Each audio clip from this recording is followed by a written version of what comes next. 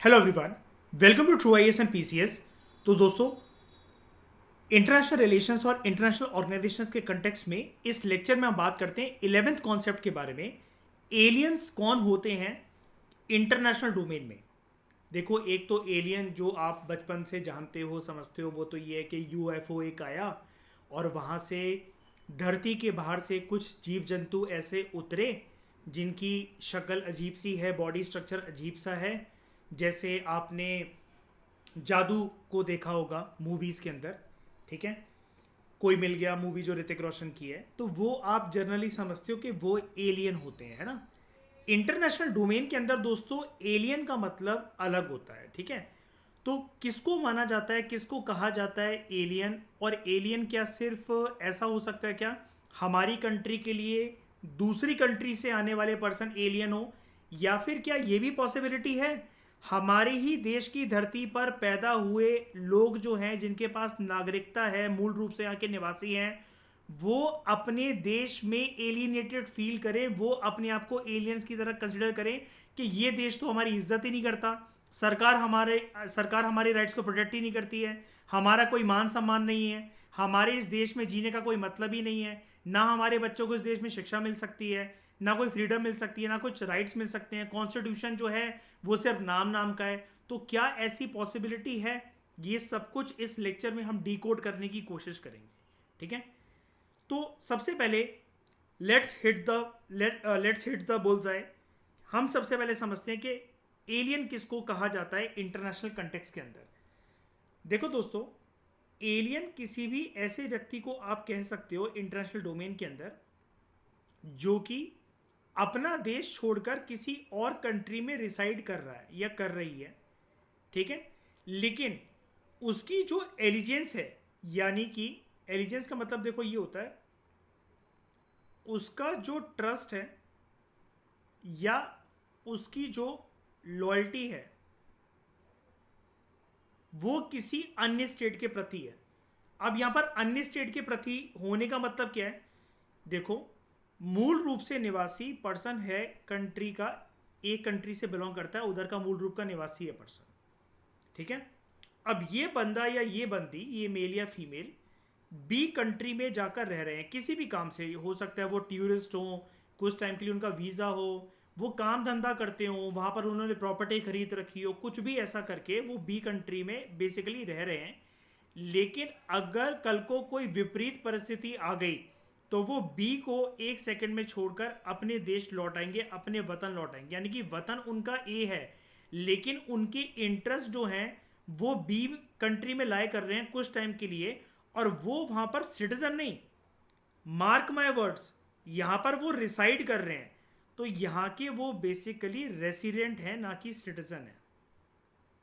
यहाँ के वो रेसिडेंट्स हैं, ठीक है। लेकिन उनकी जो एलिजेंस है, जो उनकी ट्रस्ट है, लॉयल्टी है, जो उनका बेसिकली आइडेंटिटी कार्ड है, जैसे हमारे देश में अमेरिका में होता है ग्रीन कार्ड, है ना, आपका सिटीजन का बेसिकली टैग होता है, हमारे देश में होता है पैन कार्ड, ठीक है।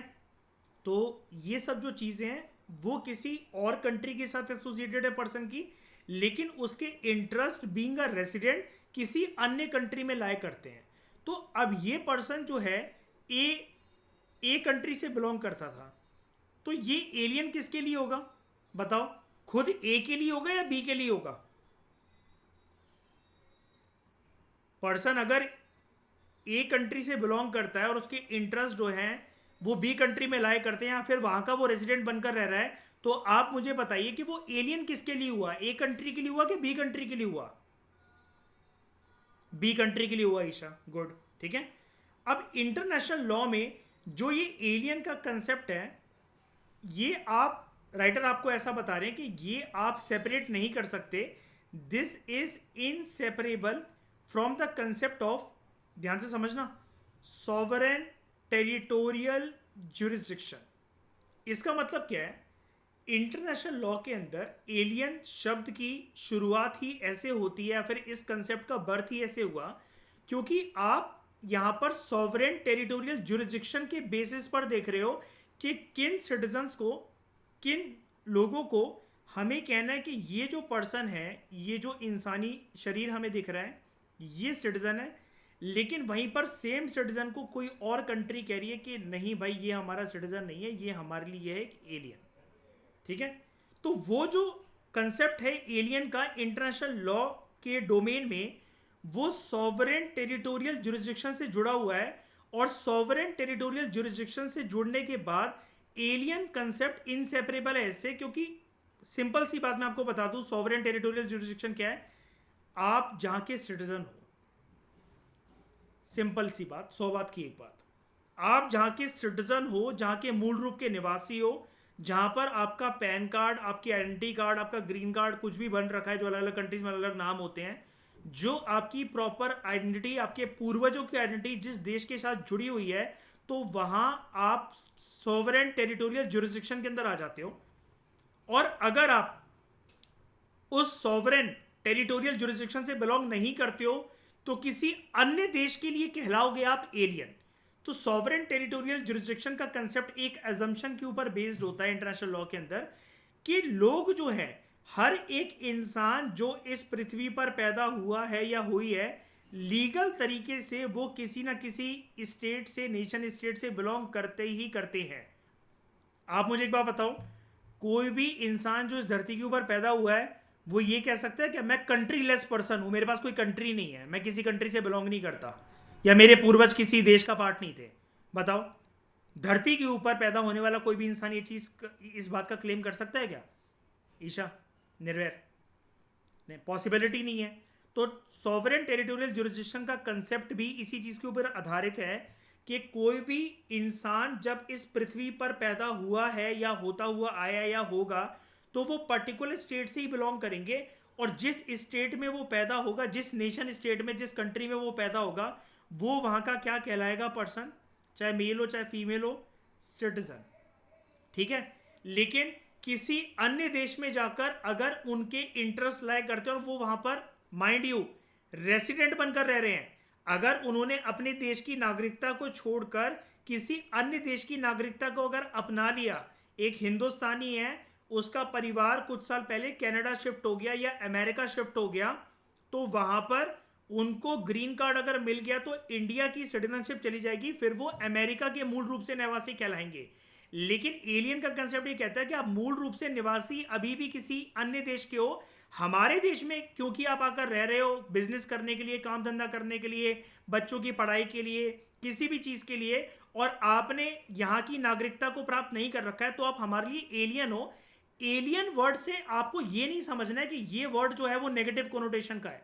अब ये डिपेंड करता है कि जिस भी कंट्री के अंदर जो भी होस्ट कंट्री है, होस्ट कंट्री मतलब जो आपको रखेगी, जिस कंट्री ने आपको बुलावा दिया है, आपने वीजा के लिए अप्लाई करा था, पासपोर्ट के लिए अप्लाई करा था, वो आपका बन गया और वीजा सामने वाली कंट्री ने एक्सेप्ट कर लिया कि हाँ भाई आप इस पर्सन को अपने देश से हमारे देश में पढ़ने के लिए, काम धंधा करने के लिए, व्यापार करने के लिए भेज सकते हो, ये पर्सन हमारे देश में आके प्रॉपर्टी खरीद सकता है, तो वो होस्ट कंट्री है। अब वो डिपेंड करता है कि होस्ट कंट्री एक ऐसे पर्सन के राइट को जो कि किसी अन्य देश से आया है, वो कितने अच्छी तरीके से प्रोटेक्ट करते हैं। और ये भी हो सकता है कि होस्ट कंट्री के अंदर मूल रूप से कुछ ऐसे निवासी भी रह रहे हो, कुछ ऐसे सिटीजन रह रहे हो जिनका बर्थ जो है, जिनका जन्म जो है वो उसी देश की धरती पर हुआ हो, लेकिन उनके साथ अच्छा ट्रीटमेंट नहीं करा जा रहा हो। और एलियन जब उस देश में गए, यानी कि किसी और कंट्री के मूल रूप के निवासी उस देश में गए जहां पर उधर के मूल रूप के कुछ निवासियों का अच्छे से ट्रीटमेंट नहीं हो रहा था, लेकिन आप जो है, आपको वहां पर किसी भी प्रकार का कोई डर नहीं है, आपके राइट्स का कोई उल्लंघन नहीं हो रहा है, आपको वहां पर अच्छी तरीके से ट्रीट करा जा रहा है। तो ये कंट्रीज के वर्ताव पर, उनके व्यवहार पर, उनके स्वभाव पर, उनके रूल्स एंड रेगुलेशंस पर, और अगर कोई कंट्री बहुत ज्यादा सीरियस है अपने कॉन्स्टिट्यूशन को लेकर के, कॉन्स्टिट्यूशन के अकॉर्डिंग ही अगर आप हमारे देश में कदम रखते हो तो आपको चलना पड़ेगा। हम जो है कोई भी फर्क नहीं करते कि कौन सिटीजन है, कौन एलियन है, आपको सारे राइट जो हैं, सारी बंदिशें जो हैं, आपकी फ्रीडम के ऊपर, आपके राइट्स के ऊपर कुछ रिस्ट्रिक्शंस हैं, आपको ह्यूमन राइट्स हम दे रहे हैं कि नहीं दे रहे हैं, तो वो जो है हम एक कॉमन तरीके से ट्रीटमेंट करते हैं, हमें फर्क नहीं पड़ता आप किसी भी देश के साथ आए हो, चाहे उस देश के साथ हमारे अच्छे रिश्ते हैं चाहे नहीं है। तो कुल मिलाकर बात यह आ जाती है कि कंट्री टू कंट्री, ठीक है, एक पर्टिकुलर कंट्री किस चीज को फॉलो कर रही है, कौन से रूल्स एंड रेगुलेशंस के अकॉर्डिंग एलियंस को ट्रीट कर रही है, कौन से रूल्स एंड रेगुलेशंस के अकॉर्डिंग, ये डिपेंड करता है कि एलियंस के साथ जो है एलियन कंट्री में जाने के बाद उनके साथ व्यवहार या उनके साथ बर्ताव किस प्रकार का करा जाएगा। ठीक है, अब जैसे मैं यहाँ पर आपको ना एक चीज़ बताता हूँ, बहुत साल पहले की एक खबर थी, ये करंट अफेयर का एक बार के लिए पार्ट हुआ करता था, अब तो खैर ये स्टैटिक पोर्शन बन चुका है। अमेरिका की एक सीक्रेट एजेंसी है, जैसे हमारे यहाँ रॉ होती है, नेशनल इन्वेस्टिगेशन एजेंसी होती है, अमेरिका की एक सीक्रेट एजेंसी है, इन्वेस्टिगेटिंग एजेंसी, जिसका नाम है CIA, central investigating agency, America की एक एजेंसी है। ठीक है, उसमें एक बहुत ही काबिल यंग एज का एक लड़का, ठीक है, उसके साथ एसोसिएटेड था और इसका नाम था एडवर्ड स्नोडेन। ठीक है, स्नोडेन, मैंने इनका सरनेम यहाँ पर लिखा हुआ है, एडवर्ड स्नोडेन इनका नाम था, है, ये अभी भी जिंदा है। इन्होंने क्या करा, आपको पता है अमेरिका का सबसे बड़ा दुश्मन कौन? रशिया। ठीक है, इन्होंने रशिया को सीक्रेटली अमेरिका में जो भी खुफिया एजेंसियों की खबर या कुछ भी इनको जो मिलता था, ये रशिया को इंफॉर्मेशन लीक करने लगे। अमेरिका को समझ में नहीं आ रहा था, दुनिया के अलग अलग कोनों में हमने अपने सीक्रेट एजेंट्स जो तैनात कर रखे हैं, उनका मर्डर कैसे होता जा रहा है, उनको खतरा कैसे होता जा रहा है, कौन लीक कर रहा है इंफॉर्मेशन। तो अमेरिका के CIA एजेंट्स ने जब ये पता लगाया तो उनको ये पता लगा कि एडवर्ड स्नोडेन, जो कि हमारी एजेंसी से इतने टाइम से जुड़ा हुआ है, इतना लॉयल व्यक्ति रहा है, लेकिन ये जो है इसने छल करा है हमारी एजेंसी के साथ, क्योंकि इसने रशिया को सारी की सारी इंफॉर्मेशन पकड़ा दी। अब अमेरिका ने फरमान एक निकाला, मतलब CIA ने एक फरमान निकाला, इसको पता लग गया कि भाई अब मैं मारा जाऊंगा, अब मेरा मर्डर होगा। जैसे एक था टाइगर, आपने देखी होगी, सलमान खान कैटरीना कैफ को लेकर भागता है, ठीक है, तो उसको पता होता है कि भाई अगर रॉ वालों ने मुझे पकड़ लिया तो अब वो मुझे और कैटरीना कैफ को मार देंगे। सिमिलरली एडवर्ड स्नोडेन को ये डर लगा कि भाई अब CIA के एजेंट जो हैं, जो उनका चीफ है, उसने मेरे खिलाफ सीक्रेटली फरमान निकाल दिया और मैं मारा जाऊंगा। ये भाई साहब चले गए रशियन एयरपोर्ट पर।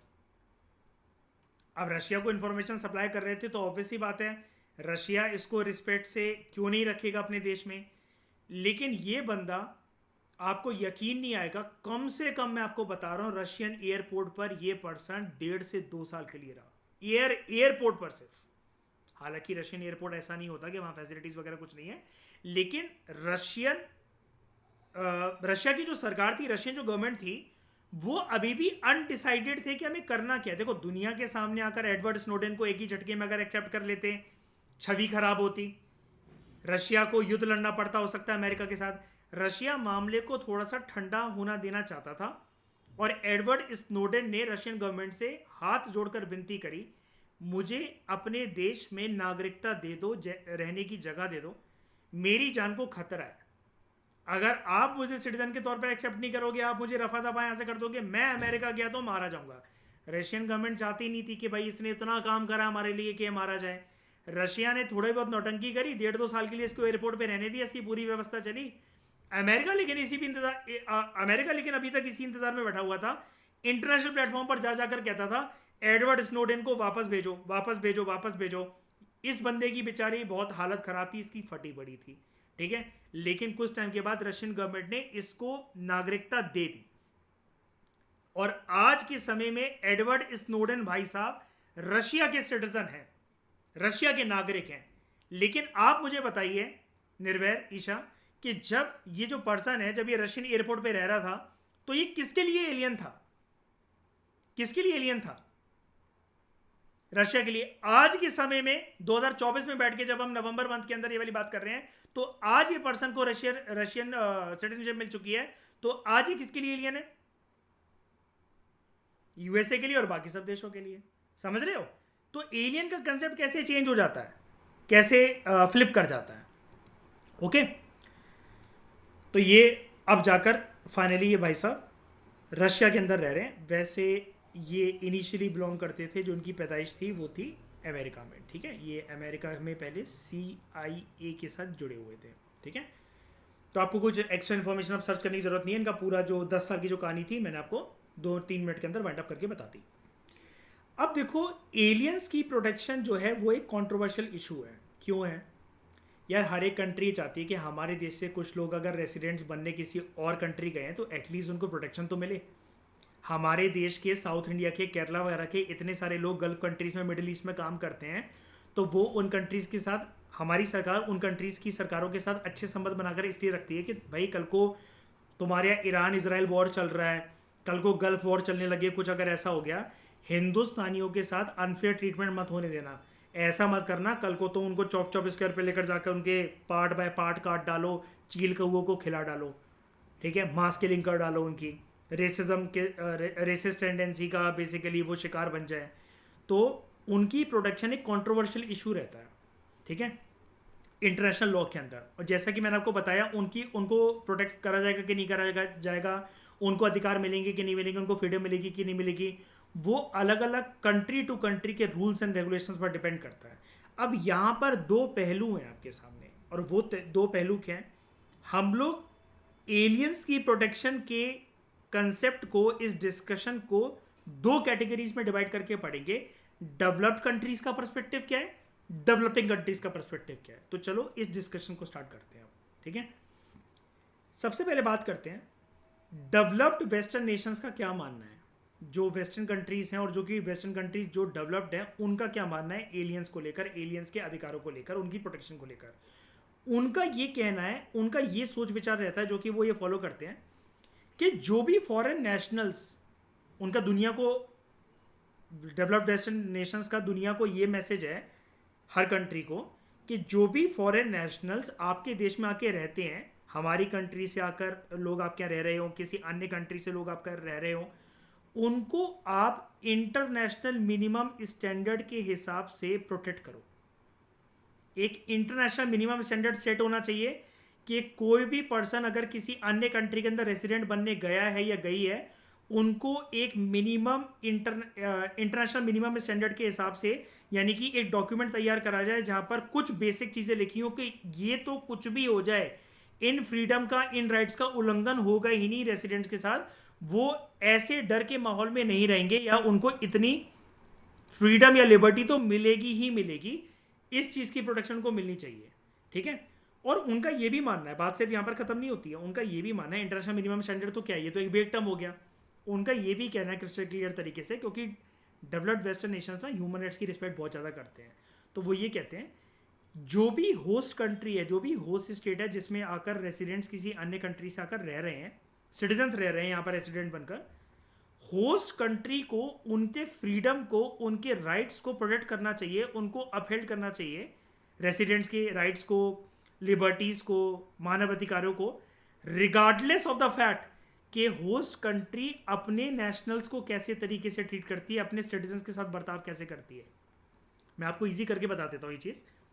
मतलब डेवलप्ड वेस्टर्न नेशंस का ये कहना है पूरी वर्ल्ड कम्युनिटी से, पूरे दुनिया के देशों से, भाई आपके देश में कुछ कम्युनिटीज़ ऐसी होंगी जहाँ पर आपकी सरकारें उनके साथ दुर्व्यवहार करती होंगी, उनके ऊपर अत्याचार करती होंगी, ठीक है, हिंदू, मुसलमान, क्रिश्चियन, ठीक है, ऑर्थोडॉक्स, या कोई भी ऐसी कम्युनिटी या रिलीजियस कम्युनिटी है, उनका शोषण होता होगा।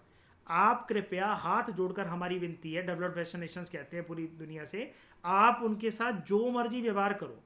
हमारे देश से निकले हुए लोग अगर आपके देश आते हैं, या किसी अन्य कंट्री के भी देश नागरिक जो है आपके देश में आकर रेजिडेंट बनकर रहते हैं, उनके साथ आप वो दुर्व्यवहार मत करना जो कि आप अपने देश में अपने नागरिकों के साथ, जो मूल रूप से आपके देश के निवासी हैं, वहां पर आप कुछ कम्युनिटीज के साथ जो अत्याचार कर रहे हो, जो शोषण कर रहे हो, जो मानव अधिकारों से आप उनको वंचित कर रहे हो, ये हरकत मत करना। ये पर्सपेक्टिव है डेवलप्ड वेस्टर्न नेशंस का। अब यहाँ पर एक इमेज आपको दिख रही होगी, ये सच में आपको एलियन ही दिख रहा है कोई ये पर्सन, क्या है ये? चाइना की कहानी है। चाइना में जो चाइनीज मुस्लिम्स रहते हैं, yes you heard me right, China के अंदर भी मुसलमान रहते हैं, और वो एक स्पेशल कैटेगरी जो मुसलमानों की है, जो कि बहुत सुर्खियां बटोरती है अखबारों में, न्यूज़ चैनल्स पर, वो है उइगुर मुस्लिम्स, ठीक है, उइगुर मुस्लिम्स। मैंने स्पेलिंग जो लिखी है that is UIGHUR, Uighur Muslims. ये उइगुर मुस्लिम्स की बहुत ज़्यादा एक कंप्लेंट रहती है एक बात को लेकर। क्या? उनका ये कहना है वर्ल्ड कम्युनिटी से और मीडिया पर आकर, चाइना तो वैसे तो बहुत ज़्यादा बातें तो दबा ही देता है, लेकिन फिर भी कैसे भी करके जब खुलासा हुआ कुछ सालों पहले, उनका ये कहना है कि भाई चाइना के अंदर ना हमारे साथ इतना ज़्यादा दुर्व्यवहार, इतना ज़्यादा अत्याचार होता है। चाइना कहने के लिए ट्रेड वॉर लड़ता है अमेरिका से, दुनिया में ग्लोबल सप्लाई चेन जो है वो बनाना चाहता है, लेकिन चाइना के अंदर हमारे साथ इतनी ज़्यादा बदसलूकी होती है। हमारे बच्चे, हमारे मर्द, हमारी औरत इस धरती के ऊपर सेफ ही नहीं है। चाइना हमें बिल्कुल तिनके भर बराबर जो लिबर्टी या फ्रीडम होती है वो भी चाइना नोच नोच के खा जाता है हमारी। ये उइगुर मुस्लिम्स का कहना है। अब सवाल ये उठता है चाइना ऐसा दुर्व्यवहार इनके साथ करता क्यों है?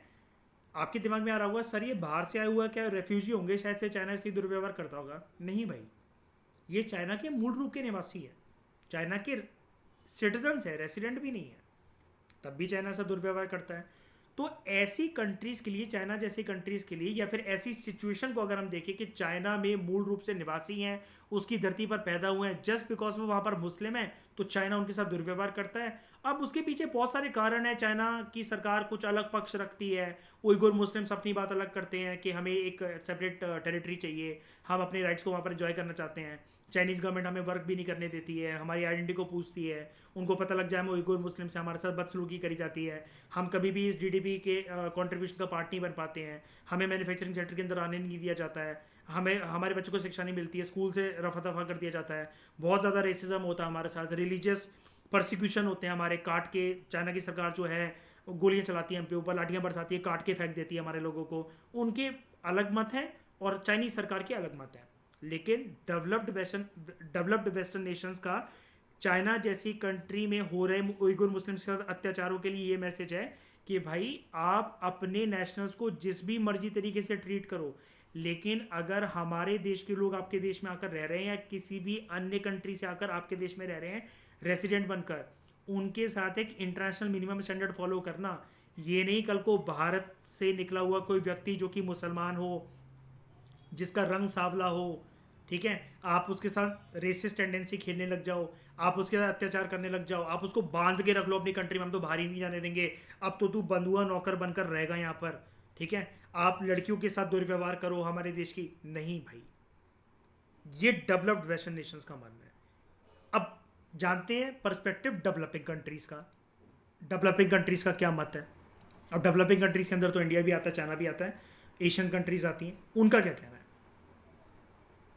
डेवलपिंग नेशंस का ये मानना है कि भाई नेशनल ट्रीटमेंट स्टैंडर्ड जो हम फॉलो करते हैं वो अपने आप में सफिशिएंट है, इसके बियॉन्ड हमें कुछ करने की ज़रूरत नहीं है रेसिडेंट्स के साथ। अब नेशनल ट्रीटमेंट स्टैंडर्ड क्या है? डेवलपिंग कंट्रीज कहती हैं कि भाई हमारे देश में प्रॉपर देश को चलाने के लिए रूल्स एंड रेगुलेशंस हैं जो कि कंपाइल्ड करे जाते हैं हमारे देश के कॉन्स्टिट्यूशन में।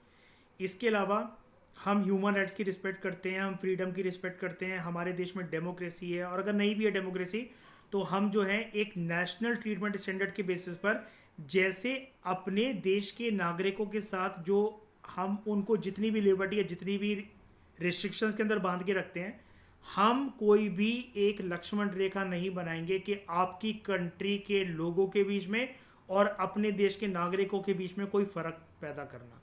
जैसा ट्रीटमेंट हमारे देश के लोगों के साथ होता है, जितने राइट्स और जितने उनकी फ्रीडम के ऊपर रिस्ट्रिक्शंस हैं, सेम उसी मर्यादा के अंदर आपके देश से आए हुए लोगों को हमारे देश में वैसे ही चलना पड़ेगा, वैसे ही रहना पड़ेगा। इसका मतलब ये नहीं है, ईशा, निर्वैर और यूट्यूब की ऑडियंस जितनी भी मुझे सुन रही है, ध्यान से सुनना एक बात को, इसका मतलब ये नहीं है आपको मेरी डिस्कशन से वाली लाइन सुनकर डेवलपिंग कंट्रीज़ का जो पर्सपेक्टिव वो थोड़ा सा नेगेटिव लग रहा होगा। वो डेवलपिंग कंट्री सिर्फ इतना कहती है कि भाई हम इंटरनेशनल मिनिमम स्टैंडर्ड को नहीं मानेंगे, जैसा हमारे देश में रूल्स एंड रेगुलेशन चलती हैं, जैसा सबको जैसी लिबर्टी मिलती है उतनी ही हम दे पाएंगे। डेवलपिंग कंट्रीज का मैसेज यहाँ पर ये भी है कि कोई स्पेशल ट्रीटमेंट नहीं मिलेगा हमारे देश में अगर जो रेसिडेंट्स अगर रह रहे हैं किसी अन्य देश से, कि कल को वो कुछ और कर जाएं, कुछ हरकतें कर जाएं, यहाँ पर किसी का रेप कर जाएं, कोई किलिंग कर जाएं, और आप कहो नहीं जी उनको तो हमारे देश भेज दो, हमारे देश का जो कॉन्स्टिट्यूशन है या जो लॉ है, जो जुडिशरी है, उसके तहत उनको सज़ा मिल जाएगी। हम ये कहते हैं, डेवलपिंग कंट्रीज ये कहती हैं, भाई अगर उन्होंने किसी घटना को अंजाम, बुरी घटना को अंजाम अगर हमारे देश की धरती पर दिया है तो इसी देश की धरती में जो रूल्स एंड रेगुलेशन फॉलो करे जाते हैं उसी के तहत उनको सज़ा मिलेगी। बात समझ में आई? ईशा, निर्वैर, क्लियर हुआ? Any confusion? यस क्या?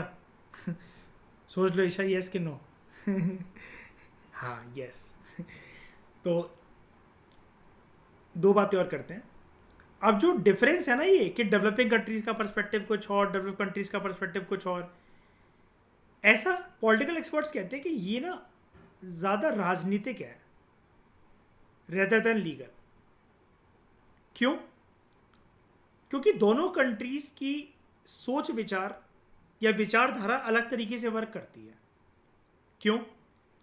डेवलप्ड नेशंस ये क्यों कह रहे हैं कि एक इंटरनेशनल मिनिमम स्टैंडर्ड फॉलो होना चाहिए? पॉलिटिकल एक्सपर्ट्स का ये कहना है, डेवलप्ड स्टेट्स जो होती हैं, डेवलप्ड कंट्रीज जो होती हैं, उन्होंने दुनिया के अलग अलग कोनों में इंक्लूडिंग डेवलपिंग कंट्रीज में बहुत ज़्यादा इन्वेस्टमेंट कर रखी होती है और प्रॉपर्टीज़ बना रखी होती हैं। तो वो भाई साहब अपने पैसों को बचाना चाहते हैं वहाँ पर, कि कल को कोई ऐसा कुछ ना हो कि हमारे देश के लोग एमएनसी में काम कर रहे हैं, या हमारी एमएनसी में, हमने एमएनसी बना रखी है आपके देश में और आपके देश के लोग वहाँ पर काम कर रहे हैं, कल को कोई बात हो जाए चिढ़ जाओ आप हमसे, तोड़ फोड़ करने लग जाओ। डेवलप्ड नेशंस के लोग जो होते हैं वो प्राइवेट एंटरप्रेन्योर होते हैं ज़्यादा। चलो सरकार ने भी हो सकता है इन्वेस्टमेंट कर रखी हो, लेकिन ज़्यादा से ज़्यादा वो प्राइवेट एंटरप्रेन्योर, प्राइवेट बिजनेसमैन होते हैं। और वो प्राइवेट बिजनेसमैन और प्राइवेट एंटरप्रेन्योर अपनी सरकारों में बैठे हुए लोगों के ऊपर प्रेशर बनाते हैं कि भाई हमने इंडिया जैसी कंट्री में एमएनसी बना रखी है, हमने मैकडोनल्ड खोल रखी है वहाँ पर, हमने केएफसी खोल रखा है वहाँ पर, तो कल को ऐसा नहीं होना चाहिए वहाँ तोड़ फोड़ हो जाए, वो हो जाए, आप उनके साथ बातचीत करके रखो। तो डेवलप्ड कंट्रीज़ कहती हैं इसलिए इंटरनेशनल मिनिमम स्टैंडर्ड जो है वो फॉलो होना चाहिए। अब डेवलपिंग कंट्रीज़ का क्या मत है? डेवलपिंग कंट्रीज ये क्यों कहती है कि भाई नेशनल स्टैंडर्ड ट्रीटमेंट के साथ ही आपको फॉलो कर, मतलब आपको राइट्स, लिबर्टीज या आपकी लिबर्टीज और राइट्स के ऊपर रिस्ट्रिक्शन लगाई जाएगी? क्योंकि डेवलपिंग नेशंस जो हैं वो रिस्पेक्ट करते हैं एब्सोल्यूट सॉवरेनिटी की और कंप्लीट इंडिपेंडेंस की। दे डू नॉट वांट कि भाई बाहर से आकर, जैसे रेफ्यूजीज़ जो हैं हमारे देश में आकर रहे, जैसा कि आपको पता है 1971 के टाइम पर जब बांग्लादेश वॉर हुआ था तो बांग्लादेशी रेफ्यूजीज असम में आकर रहने लगे थे, क्योंकि डेवलपिंग नेशंस को लगता है भाई हमारे देश में वैसी जॉब्स अपॉर्चुनिटीज़ कम है, वैसी बेरोज़गारी बहुत है, पॉवर्टी बहुत ज़्यादा है, लोगों को दो वक्त की रोटी खाने को नहीं मिलती है। बाहर के देशों के लोग आकर यहाँ पर अगर उनकी अपॉर्चुनिटीज़ को छीनेंगे, एम्प्लॉयमेंट अपॉर्चुनिटीज़ वगैरह को, हमारे देश में दंगे फसाद होंगे और उसको साइलेंट करने के लिए आप तो आओगे नहीं। मतलब डेवलपिंग कंट्रीज वर्ल्ड कम्युनिटी से कहती हैं, डेवलप्ड नेशन से कहती हैं आप तो आओगे नहीं फिर उस मामले को शांत करने के लिए। तो बेटर ये है कि हम अपनी एब्सोल्यूट सॉवरेनिटी को, कि हम जो डिसीजंस लेना चाहते हैं हमारे ऊपर किसी का प्रेशर ना रहे, और हम कंप्लीट इंडिपेंडेंस के ऊपर ही फोकस करना चाहते हैं कि हम स्वतंत्र रूप से जो करना चाहेंगे, जिसको जब तक रखना चाहेंगे रखेंगे, जब भगाना होगा भगा देंगे, जिसको जॉब देनी है देंगे, और वैसे नहीं देंगे। और इस टाइम पर इंडिया जैसे देश जहाँ पर इतनी ज़्यादा आबादी है, हम अफोर्ड कर सकते हैं क्या? ईशा, निर्भर, आप मुझे बताओ कि बाहर से देश के जो लोग आए हम उनको सिटीजनशिप दे दें यहाँ की? और कितना बड़ा बवाल अभी तक आज तक चलता है। नॉर्थ ईस्ट की स्टेट्स के ऊपर ये प्रेशर रहता है ना, वहाँ पर विनिंग फैक्टर ये रहता है ना, हर एक सरकार ये टाइम टू टाइम ये वादा करती है ना कि हम बांग्लादेशी रेफ्यूजीज़ को आइडेंटिफाई करके वापस उनको बांग्लादेश भेजेंगे, है ना? क्योंकि लोकल लोगों को क्या लगता है कि हमारी जॉब अपॉर्चुनिटीज़ वगैरह जो वो चली जाएंगी। हम भाई 15,000 की नौकरी कर रहे हैं, लेकिन रेफ्यूजीज़ जो है वो तो 5,000 रुपये करने को मान जाएंगे, तो हम अपने बच्चों को जो है वो रोटी कैसे खिलाएंगे? और हमारी गलती थोड़ी ना कि वो यहाँ से अगर उनके देश में कुछ हो गया था तो वो भाग कर आ गए, और हम जो है अपना पालन पोषण कैसे करें? हम तो मूल रूप से इसी देश के निवासी हैं। तो ये डेवलपिंग नेशंस का अलग मत रहता है, डेवलप्ड नेशंस का अलग मत रहता है, ठीक है? अब जैसे 1972 की बात है, 1972 की बात है, जब बांग्लादेशी रेफ्यूजीज़ का क्राइसिस 1971 में हमारे देश में चल रहा था, उसके अगले साल युगांडा में कुछ ऐसे ही हुआ था। युगांडा में एक मास ड्राइव चली थी, भारी भरकम मात्रा के अंदर युगांडा ने एशियंस को एक्सपेल करा था अपनी कंट्रीज से 1972 में, ठीक है? It was the most glaring example of international minimum standard being breached. अब ये एक डेवलपिंग कंट्री है, ठीक है, इसने तो इंटरनेशनल मिनिमम स्टैंडर्ड को फॉलो नहीं करा, क्योंकि इसका क्या मानना था, हम एब्सोल्यूट सॉवरेनिटी के ऊपर, कंप्लीट इंडिपेंडेंस के ऊपर फोकस करते हैं। यहाँ पर जो एशियंस हमारे देशों में चले आ रहे हैं वो हमारे रोजगार को, हमारी जॉब्स को, हमारे पैसों को खा रहे हैं। लोकल जो लोग हैं कल को वो सरकार के सामने धरना प्रदर्शन करने लग जाएंगे, मामले को शांत करना बहुत मुश्किल हो जाएगा, और फिर एशियंस के बीच में और युगांडा की पॉपुलेशन के बीच में हो सकता है कि कोई लड़ाई होने लग जाए, सिविल वॉर स्टार्ट हो जाए। तो भाई बेटर ये है इनको बाहर निकाल दो क्योंकि ये मूल रूप से हमारे देश के निवासी नहीं है और इनके कोई बाप दादा हमारे देश में पैदा नहीं हुए। तो युगांडा की सरकार ने 1972 में मास ड्राइव एक चलाई और बहुत भारी भरकम मात्रा के अंदर एशियंस को एक्सपेल कर अपने देश से। अब जैसा कि मैं आपको इस लेक्चर की स्टार्टिंग में दोस्तों बता रहा था, ज़रूरी नहीं है कि आप अगर किसी और कंट्री में गए हो तो वहाँ पर आप रेसिडेंट अगर हो तो आपके साथ ही बुरा हो सकता है। देश में मूल रूप से जो निवासी हैं उनके साथ भी बुरा हो सकता है। कभी कभार वो लोग अपने ही देश में एलिनेटेड फील कर सकते हैं। जैसा कि आप हमारे देश में एक कहानी जानते हो कश्मीरी पंडित्स की। कश्मीरी पंडित जो थे वो कहाँ रहते थे? कश्मीरी पंडित कहाँ रहते थे? कश्मीर में। लेकिन उनको भगाया गया ना वहाँ से, जगह जगह आके उनको अपने नए ठिकाने देखने पड़े। तो क्या वो बाहर से आए थे क्या? निर्भय अफगानिस्तान से, पाकिस्तान से आए थे, बांग्लादेश से आए हुए लोग थे ये? नहीं ना, मूल रूप से यहीं के निवासी थे। लेकिन बहुत बार जैसे दुर्व्यवहार करा गया उइगुर मुस्लिम्स के साथ, ऐसा हमारे देश में कश्मीरी पंडित्स का भी कहना है कि मास एक्सपल्शन उनका भी हुआ था, किसी कंट्री से नहीं, with in India, with in country जो उनकी धरती रही है पूर्वजों की, जहाँ उनका घर परिवार रहा है, धंधा रहा है, लेकिन सब चौपट हो गया क्योंकि रिलीजियस डिफरेंसेस जब हिंदू मुसलमानों के बीच में कश्मीर में पैदा हुए, सरकारों ने अपना रुख मोड़ लिया, सब साइलेंट होकर बैठ गए और इनको अपनी काम धंधे प्रॉपर्टी जिस जगह से लगाव था इनको, जहाँ के मूल रूप के निवासी थे, with in their own country अपने होमलैंड्स को उनको छोड़कर जाना पड़ा और अलग अलग जगह पर माइग्रेट कर नई सेटलमेंट इनको बिछानी पड़ी। तो इससे क्या होता है, ऐसी हरकतों से क्या होता है, जैसे चाइना के अंदर उइगुर मुस्लिम के साथ जो ट्रीटमेंट हो रहा है, हमारे देश में जो कश्मीरी पंडितों के साथ हुआ, इससे ना बहुत बार पॉपुलेशन जो होती है वो एलियनेटेड हो जाती है। ठीक है, फिर वो इस देश को अपना नहीं मानते बहुत बारी, और हो सकता है जैसा कि मैंने आपको इंटरनल सिक्योरिटी के अंदर पढ़ाया था, वो सरकार और प्रशासन के खिलाफ हथियार भी उठा ले और उससे पैदा होते हैं नेक्सलाइट्स। ये सिर्फ बात कश्मीरी पंडित्स की नहीं है। अगर आप ट्राइब्स को भी जैसे अगर ऐसा करके भगाओगे कि हमें भाई रेलवे प्रोजेक्ट यहाँ पर बनाना है, हमें इंफ्रास्ट्रक्चर डेवलपमेंट वगैरह करनी है, जीडीपी को बूस्ट करना है, आप उनको जो उनकी जगह से एलिनेट कर रहे हो, तो दे विल फील एलिनेटेड। उनको लगेगा कि भाई बाकी लोगों के साथ ऐसा क्यों नहीं हो रहा, हमारी एरिया में इनको डेवलपमेंट करनी है, हमारी अधिकारों को ब्रीच करना, हमारी जंगलों में घुसकर आना है, हमें यहाँ से भगाना है। हमारा तो इस जगह से इतना लगाव रह चुका है, 5 पीढ़ियाँ 10 पीढ़ियाँ हमारी यहीं पर रह रही हैं और एक झटके में एक ही रात में भगा दिया गया और कोई सहारा भी नहीं हमारे पास। तो कभी कभार ऐसी सिचुएशन जो होती हैं अपने ही देश के लोगों को अपने ही देश से नफरत करने पे मजबूर कर देती हैं, और बहुत बार ये वाली जो सिचुएशंस होती हैं ये सिविल वॉर्स के अंदर भी कन्वर्ट हो जाती हैं, या फिर रिलीजियस प्रोसिक्यूशंस भी इससे स्टार्ट हो जाते हैं, धर्म के नाम पर या जाति के नाम पर, या कुछ भी लोगों की जो साइकोलॉजी में चल रहा था उसके नाम पर लोग एक दूसरे की काट मार शुरू कर देते हैं। मतलब बहुत तगड़ी तरीके से वॉर या फिर डिफरेंसेस के तहत मतलब लोगों का एक दूसरे को मारना काटना शुरू हो जाता है। ठीक है, तो दोस्तों अगर आप हमारे फाउंडेशन कोर्स को ज्वाइन करना चाहते हैं तो आप मुझे इस नंबर पे कांटेक्ट कर सकते हैं या फिर कमेंट सेक्शन में पूछ सकते हैं। हमारा एक डेडिकेटेड फाउंडेशन कोर्स है प्रीलिम्स मेंस एंड ऑप्शन को लेकर, both for UPSC and state PSC. Option में हमारे पास 4 ऑप्शन अवेलेबल हैं, law, PSIR, psychology and history. ठीक है, और इन डिस्कशंस की पीडीएफ को अगर आप अवेल करना चाहते हैं तो ये क्यूआर कोड जो आपको स्क्रीन पर दिख रहा है, आपको इस पर 21 रुपीज़ पे करने होंगे। पेमेंट करने के बाद आप इस नंबर पर स्क्रीनशॉट भेज सकते हैं टेलीग्राम पर या फिर व्हाट्सएप पर। हमारी टीम आपको डायरेक्टली पीपीटी सेंड कर देगी। और कोई भी आपको दिक्कत आती है प्रिपरेशन में, या कोई जनरल आपकी क्वेरी हो, या कोई भी रुकावट हो, हर्डल बन रहा हो कि प्रिपरेशन के अंदर, तो आप मुझे इस नंबर पे कांटेक्ट करके कोई भी डिस्कशन आप मुझसे कर सकते हैं। आप चाहे मैसेज कर लेना, कॉल कर लेना, I will be very happy to help you. ठीक है, तो ये हमने 11th कॉन्सेप्ट कंप्लीट करा। अगले लेक्चर में और इंटरेस्टिंग कॉन्सेप्ट्स के बारे में हम लोग बात करेंगे इस डिस्कशन में, लेकिन फिलहाल इतना ही। Thank you very much for discussion.